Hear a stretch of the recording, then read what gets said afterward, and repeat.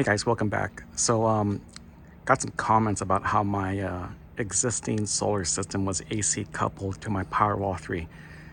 So I'm gonna go over this really quick. Solar panels are on the roof. Okay, you got the solar DC coming into the SMA Sunny Boy inverter. This inverter was installed back in 2018. So the inverter converts it from DC to AC.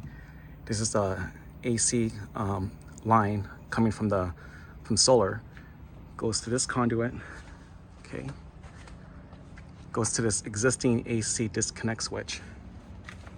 Goes down where that red tape is, and then into the gateway 3.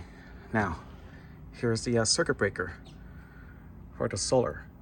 So you got the solar AC coming in, and it goes to the Powerwall 3 right over here for charging, or it powers up their circuits here, goes through this conduit underneath here, and then it goes to this 200 amp, and it powers up all these circuits for my home. It's a whole home backup.